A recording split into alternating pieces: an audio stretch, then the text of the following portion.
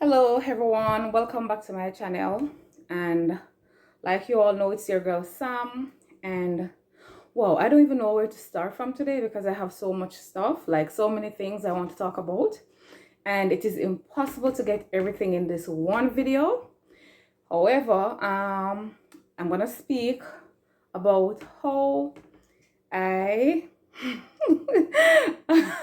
okay, so I'm no longer in Jamaica, guys. I'm in Canada, and I'm gonna share my process with you guys. And any questions, or if you would like for me to share any information with you, you can drop it in the comment box below, and I will do a video based on the questions I get in the comment box. Or if you anything at all you want me to talk to, just drop it in the comment box below. So, guys, it takes a lot of courage to do this video because sometimes you really want nobody know your business. You want to keep it strictly confidential because trust me, you have some people in life, nothing we do, like they're not happy for what you do. But then I found the courage. Tamika, thank you. Natalia, thank you as well. You guys are the reason why I'm doing this video. Yes, and I've been getting quite a few questions from persons who are close to me, who knows that I am here. And so today I decided to share some information with you guys. Okay, one. So I am in Canada on a study permit, and I am doing a 2-year program, post-baccalaureate diploma in business management.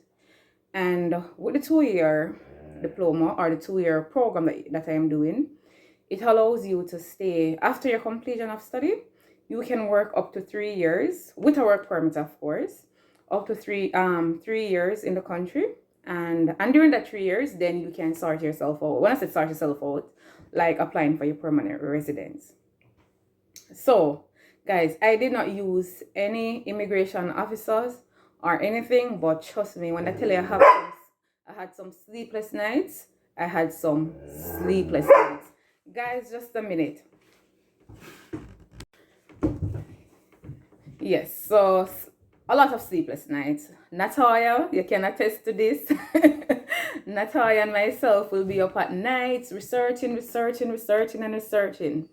Because one of the things, what is most important, you have to do your research before you start the process. Because one, what I did wrong, well, myself and my friend Natalia, we applied for the wrong courses.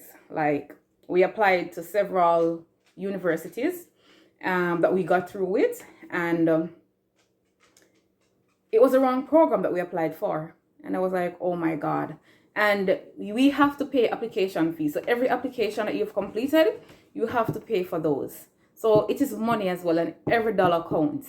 Because to do this program, it is quite expensive, but guys, don't get discouraged.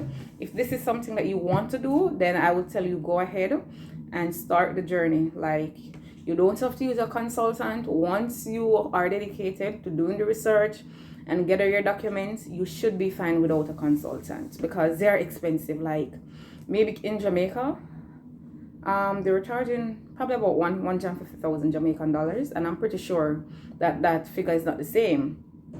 And because that is a figure that I know somebody, it cost one of my friend that went up last year December, and I'm pretty sure that it is going up. It is not the same by now. So if you guys have any question, like I said earlier in the video, just drop it in the comment box below. Reach out to me and I will do video based on the comments, based on the questions that you guys ask in the comment box. So yes, like I said earlier, I'm on a study permit and I'm in Canada. And when I say you have to do research, so one, you want to get the school right and you want to get the program right.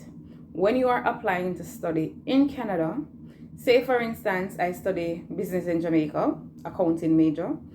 When you're applying to come to Canada, you cannot apply for something totally different. It has to be in line with your past or previous jobs in Jamaica or your line of study.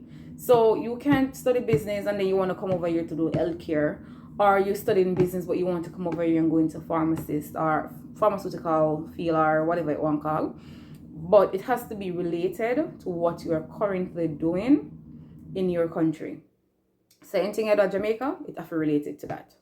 So when you find the program that you want to study, right? You have to check to ensure that the school that you want to study is on the DLI list. And this list it tells you whether or not these schools or the program that you're doing is eligible for PGWP, which is a postgraduate work permit. Because some of the programs or some of the school, it doesn't offer that. And if you're coming to Canada to study with the aim of living in Canada after you finish studying, then it doesn't make sense. You're going to apply for a school that does not allow you to do so, because come on, guys. Everybody who come to Canada, like 90% of people who come to Canada for go school, and a school them really want to go. Them look better and them seek way out of Jamaica or out of whichever country they are to come here. So you have to make sure that the school is on that approved list, the DLI list, Designated Learning Institution. Is that correct? Something like that. You can Google it to see if I got it right. And then you have to make sure that the work permits are there. You can do 1-year program, guys. Like, the thing with 1-year program is it is a bit stressful because you have to try and find a job as soon as you finish school, because you are only given a 1-year work permit after you completed your studies. So compare getting a 1 year to sort yourself out to 3 years if you do the 2-year program. But a lot of persons don't have the money, so they hop for the 1-year program, which is fine. But you just know that when you do the 1-year program, you have to get the ball running because you only have 1 year. You understand? Yeah, so when you find the school of choice, like, you're gonna do your research, go on YouTube, guys. A lot of videos are on there. Like, I used to be up in the mornings, like 1 a.m., 2 a.m. watching YouTube videos. There are a lot of videos out there with persons sharing their experience and sharing the process and everything. So yeah, go out there and do your research. When you find the school that you want to apply to, then before you apply, you need to check what is required. Because some of the schools have minimum GPA requirements.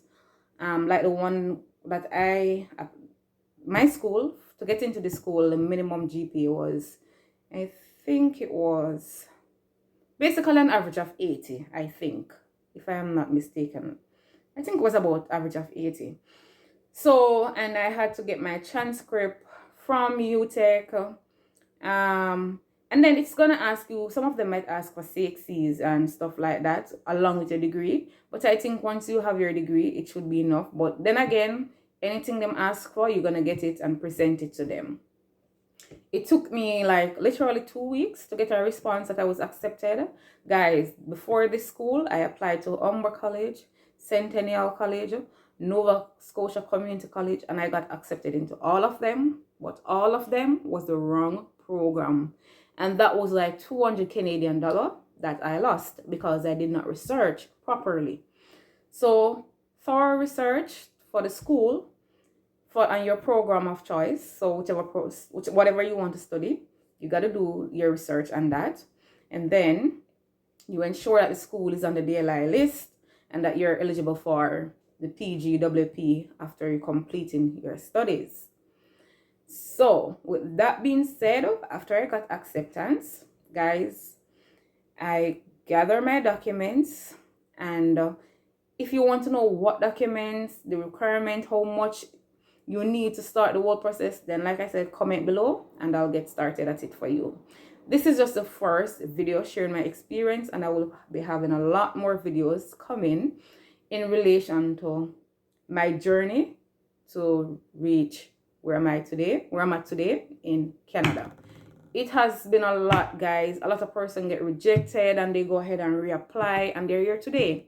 So if anybody's watching my video who was rejected, I'm telling you, don't be discouraged. Go again and reapply.